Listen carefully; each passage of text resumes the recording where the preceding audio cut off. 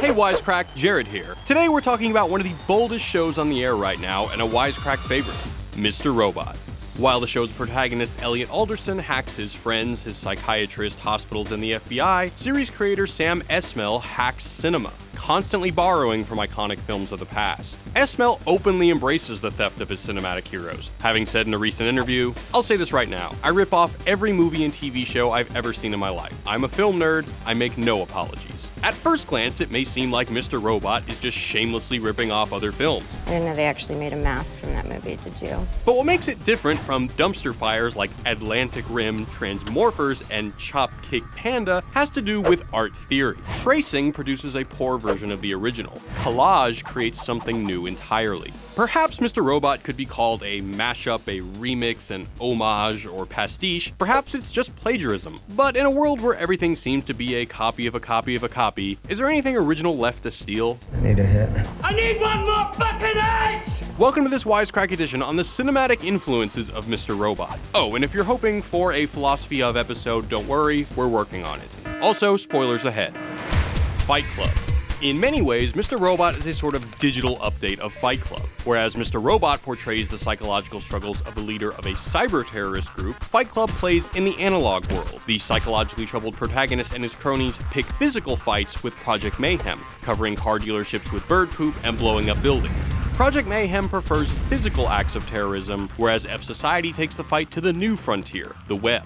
Tyler is Cornelius, Rupert, Lenny, Jack. I am Jack's complete lack of surprise. He lives life as a single-serving friend. He travels and applies the risk formula. He is completely detached from the harsh reality of his work. See where the fat's burned? See, very modern art. Elliot refers to himself as a regular cybersecurity engineer. Employee number ER280652. Reduced to pure object, to a cog in the corporate machine, Tyler and Elliot revolt against their working conditions and the conglomerates that create disposable populations as byproducts of a quest for profit. Colby was in fact aware of the dangerous levels of toxicity and kept it a secret as it, quote, would not be cost effective even if there are potential lawsuits.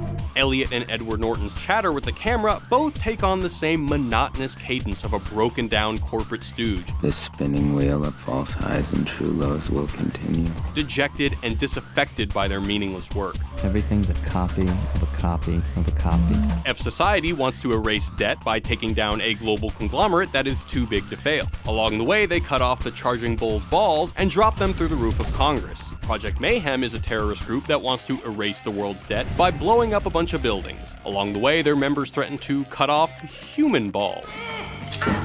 There's the super obvious parallel, Elliot being Mr. Robot and Tyler being the nameless narrator, which is punctuated by Where's My Mind playing when Elliot meets Tyrell in the arcade.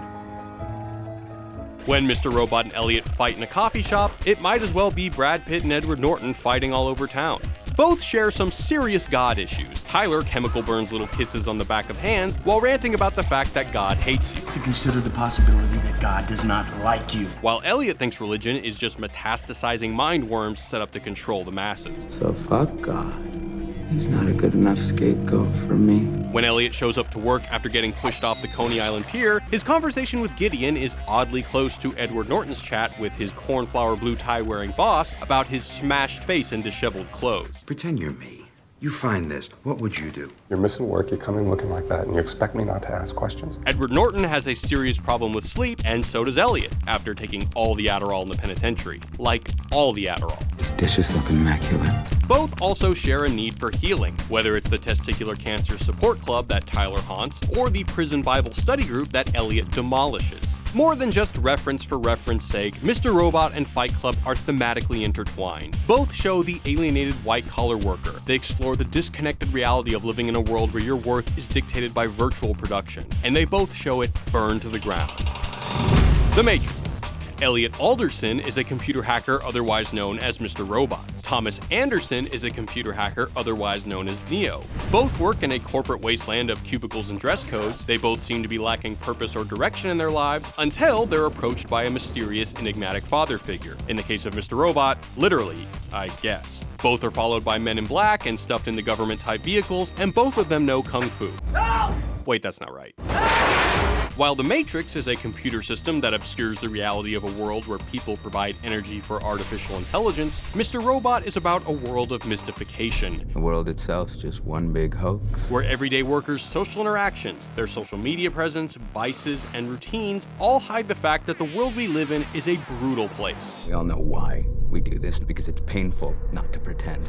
There is no Matrix, just the hidden reality of late modern corporate capitalism. In Mr. Robot, the Matrix isn't a literal alternate reality. It's the virtual world of money. The Matrix is a lot like the normal world that Elliot experiences when he thinks F Society is finished. When Steal My Sunshine plays and he decides that he's gonna be normal, asks Shayla to be his girlfriend, see Marvel movies, join a gym, heart things on Instagram, drink vanilla lattes. Elliot sort of lapses back into the Matrix, like Cypher blissfully eating a steak with Agent Smith. It is the commercial identity that is sold to people via social media and advertising. Ignorance is bliss. The very thing that Elliot hacks. The scene on the Ferris wheel between Elliot and Mr. Robot parallels the famous pill scene between Morpheus and Neo. Let me tell you why you're really here. Let me tell you why you're here. You're here because you sense something wrong with the world. There's something wrong with the world. Something you can't explain. What you know you can't explain, but you feel it. You know it controls you and everyone you care about.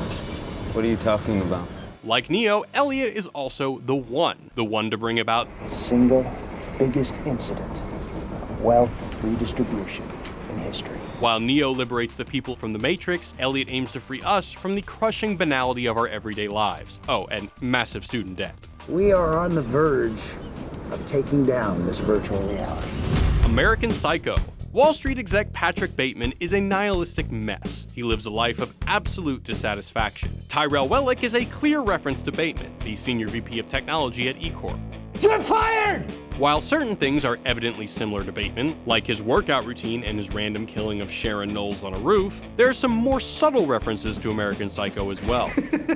For Tyrell, sex is simply a tactic to achieve an end. There's no enjoyment, no feeling. He reluctantly comes home and ties his wife up. For Bateman, it's just narcissistic gratification with prostitutes while he flexes and points at himself in the mirror. In season 1, Tyrell pays a homeless man to let him beat the hell out of him, which is reminiscent of the pain that Bateman puts prostitutes through and, well, the homeless guy that Bateman stabs in front of the guy's dog. For both characters, people are merely a means to an end. You're not terribly important to me. No more valuable than their dress shirts or business cards. There is no intimacy, only transactions. You're a strange creature. I'm just a businessman. Taxi Driver. Much like American Psycho and Fight Club, Taxi Driver is a brief snippet of a person's descent into madness and their motivation for attempting to change their current miserable existence. Both Elliot and Travis Bickle are social outcasts consumed by grief and loneliness. They both talk to their imaginary friend. Hello, friend. You talking to me? Travis and Elliot are fed up with the status quo. Travis, a Vietnam vet, is disgusted by the animals that come out at night, the pushers, whores, dopers, and Elliot is pissed at a society that believes that Steve Jobs is a great man. He loathes bullshit commentary and fake social media intimacy. Elliot and Travis both write in their handy-dandy notebooks and are both utterly lonely. They've got big city problems, the creeping cosmopolitan type of alienation that comes from being one person among 10 million. I hate when I can't hold in my loneliness. Travis says that loneliness has followed me my whole life, everywhere, in bars, in cars, sidewalks, stores, everywhere. There's no escape.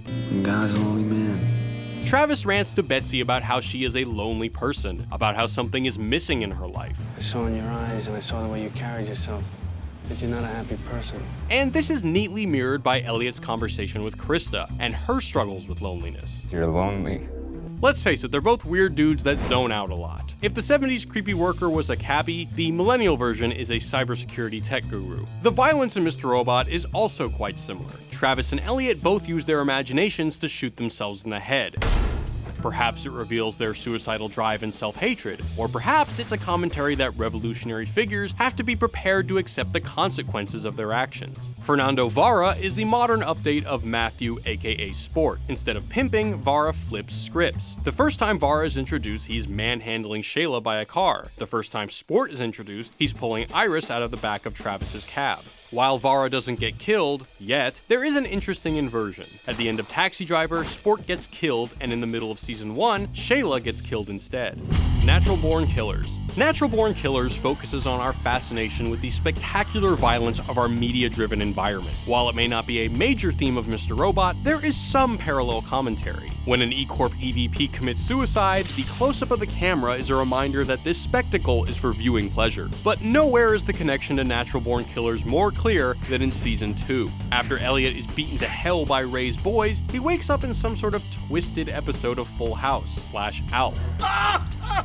Kill me! This scene is essentially the same as the I Love Mallory scene in Natural Born Killers, a sitcom parody with a laugh track and overt domestic violence. What the audience experiences isn't Elliot's life or Mallory's life, it's life as television, as events remembered and filtered through a 1980s Technicolor dream. Between the random changes in color, constant flashbacks, cartoons, and random images everywhere, it's clear that the point of view of Natural Born Killers is skewed by the warped perspectives of Mickey and Mallory. The viewer receives the film through their psychotic lens. This is by no means unique to Natural Born Killers, but both properties use similar techniques to communicate distorted thinking. In Mr. Robot, the audience is Elliot's imaginary friend. What we see and hear is entirely manipulated by Elliot, whether it be changing E-Corp to Evil Corp, or expertly hiding the fact that an entire season is actually taking place in jail. The world that the viewer is allowed to glimpse is only what Elliot permits. Conclusion. At a time when everyone seems to be making remake after remake, Mr. Robot simply samples. Come on, you never seen JFK?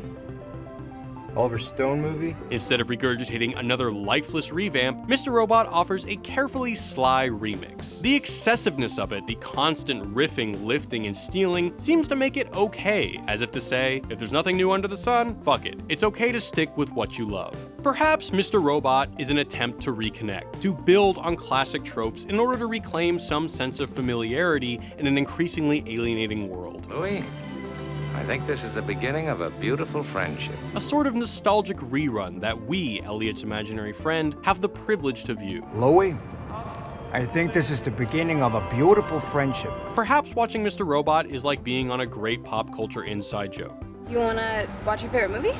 Or perhaps it's just theft. Hey everyone, thanks for watching and for all the love in the comments. As always, a great way to support the show is by supporting our sponsors. This episode is sponsored by Audible. Audible has an unmatched selection of audiobooks, original audio shows, comedy, news, and much more. So go to audible.com/8bit to start a free 30-day trial. And when you sign up, pick any book you want, download it for free, and it's yours to keep forever. If you're looking for a recommendation and want to take a deeper dive into one of the works we've talked about in this video, check out Fight Club by Chuck Palahniuk. For more about Audible and to start your 30-day free trial with a free audiobook, go to audible.com/8bit to sign up. And remember, we're working on a Philosophy of Mr. Robot episode, so squash this Evil Corp logo here to visit our channel page and subscribe to be notified when it's released. Okay, I gotta run. I gotta go work on the next Wisecrack Edition, which is focused on a particular celebrity. Let's just say he's not really famous anymore. Any guesses? Thanks again for all the support. Peace.